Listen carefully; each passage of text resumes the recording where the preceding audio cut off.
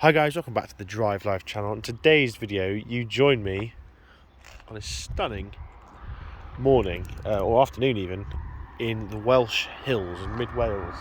And this is actually our first video since being back from Sweden, back in the UK, and look at the weather. It couldn't be any more different to what we had in Sweden, in North Sweden. There's a 20 degrees here today, which is a 40-degree difference compared to when we were in Sweden. To be fair, it's slightly later on, a month or so later, but look at it.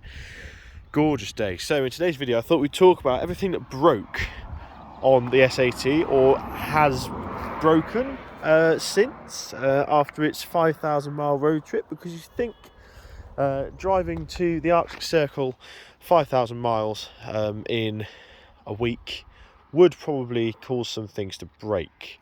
But to be honest, there has not been much at all. Now, the car was entirely reliable throughout the whole trip. We didn't have any issues. We had one warning light come on, which was something I hadn't seen before. It was telling me to service the coolant system, which obviously is a bit alarming, but the fact that it was minus 15 outside wasn't too stressful. Obviously the car's getting plenty of air through to keeping it cool, so I pulled over and stopped at sort of the next town. The fans were going mad, but I felt the coolant pipes and they were not hot at all.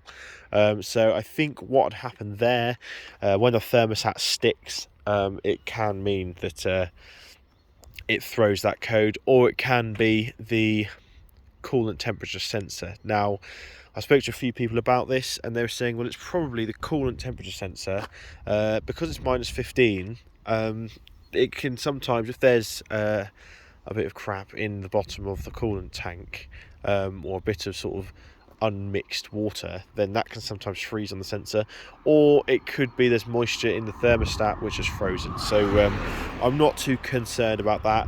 The day after, the message went away. The car's been working flawlessly. I've chucked on the OBD reader to get a live read of the temperature, and it's been behaving perfectly ever since. So that was a strange one. I think that's probably more conditions than anything in particular, rather than damage, etc. So that was great.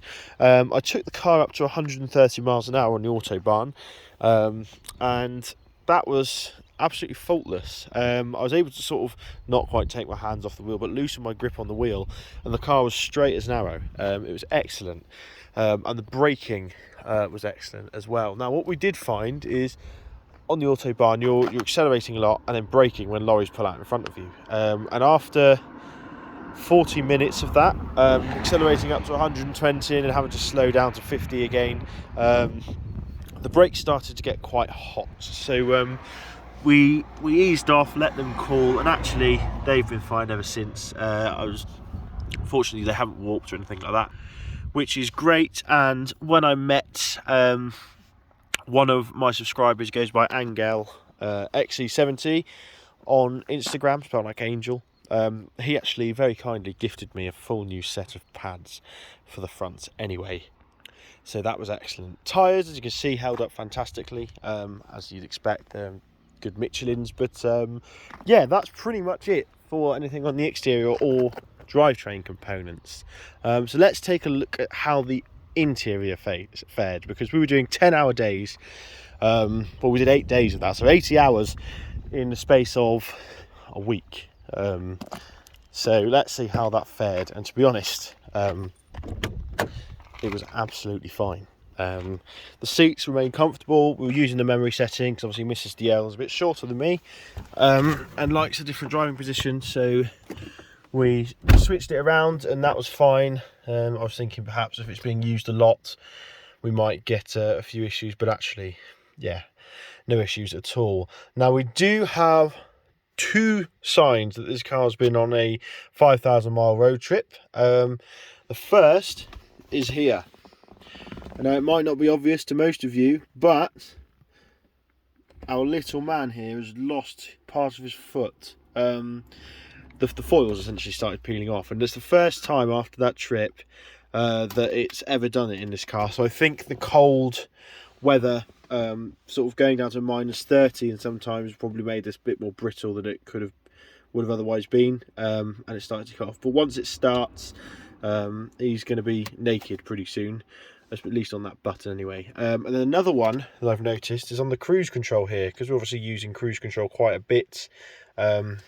Had some wear on the button, but really that's it, guys, to be totally honest. We've had no other issues at all, touch wood. Obviously we had the failure of the auxiliary belt before we left for the trip, and I'm very happy to say that that has been absolutely fine ever since fixing it. It was fine on the trip, and yeah, it's all good. So yeah, thanks for watching. Don't forget to like, comment, subscribe. Unfortunately, I wish I had, well, I don't wish I had lots of things to tell you that went wrong, or I wish I had a bit more of an interesting video, really.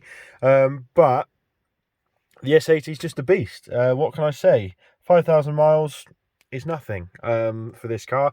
And to be honest, it didn't feel like much driving it. This car was so comfortable.